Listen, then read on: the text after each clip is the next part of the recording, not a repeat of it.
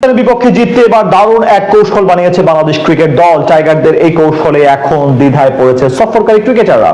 মিরপুরে ম্যাচের আগে মহাবিপাকে বাবর আজম, শাহিন শাহ আফ্রিদিরা। ম্যাচের আগে এই কৌশলের ফাঁদেই পড়বে ম্যান ইন গ্রিনরা, পাকিস্তানকে বোকা বানাতে। তবে কি এমন কৌশল বানিয়েছে বাংলাদেশ, সেটা নিয়ে বিস্তারিত রিপোর্টে।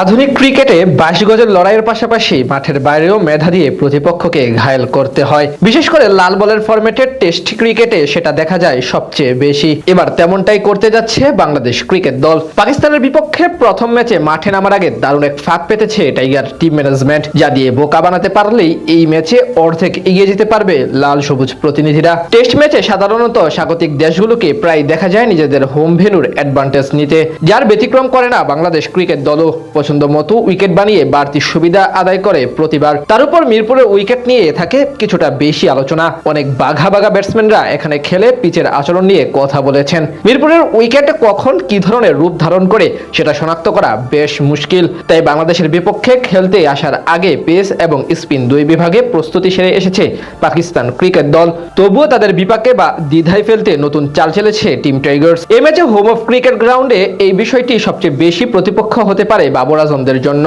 সেটি বেশ ভালো করে জানে বিসিবির পিচ কিউরেটররা। তাই তো প্রতিপক্ষকে ঘায়েল করতে নয়া ফোন দিয়ে এসেছে তারা। সাধারণত ম্যাচের পূর্বে দুই দলেরই উইকেট নিয়ে বাড়তি আগ্রহ থাকে, বিশেষ করে সফরকারী দলের সেই মাত্রা একটু বাড়তি চোখে পড়ে। সেখান থেকেই পাকিস্তানের টিম ম্যানেজমেন্ট মিরপুরের পিচ নিয়ে গবেষণা করে নিজেদের প্ল্যান এবং একাদশ নির্বাচন করতে চাইবে। কিন্তু সেখানে ব্যাঘাত ঘটাতে এবং তারা যাতে দ্বিধায় পড়ে সেই কাজটা করলো বাংলাদেশ। মিরপুর টেস্টের আগে মোট 2টি উইকেট তৈরি করেছে পিচ কিউরেটররা। একটি সবুজ ঘাসে মোড়ানো পেস বোলিং সহায়ক। এই গ্রিন পিচে ফাস্ট বোলাররা বাড়তি সুবিধা আদায় করবে এবং সময়ের সাথে সাথে ব্যাটসম্যানরাও রান করার সুযোগ পাবে। অন্যদিকে এর পাশে আরো একটি উইকেট প্রস্তুত করেছে গ্রাউন্ডস কমিটি। সেটি আবার অনেকটা ড্রাই বা শুষ্ক প্রকৃতির, যেমনটা মিরপুরের সবসময় দেখা যায়। এখান থেকে স্পিনাররা ফায়দা লুটতে পারবে প্রথম দিন থেকেই। দুই ধরনের পিচ তৈরি করার প্রধান কারণ হলো পাকিস্তান যাতে খানিকটা কনফিউশনে পড়ে যায়, ম্যাচের পূর্বে যাতে নিজেদের হোম ওয়ার্ক ঠিকভাবে না সারতে পারে। তাই এমন ফাঁদ পেতেছে বাংলাদেশ। সাধারণত মিরপুরে দেখা যায় টস ভাগ্যই ম্যাচের ফলাফল নিশ্চিত করে দেয়। তাই সফরকারীরা যাতে উইকেট দেখে সেই সিদ্ধান্ত নিতে না পারে, তাই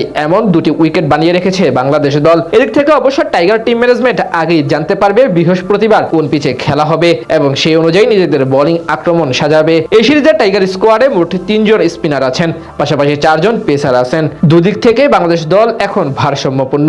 এখন দেখার পালা ম্যাচে কোন উইকেটে খেলা হয়।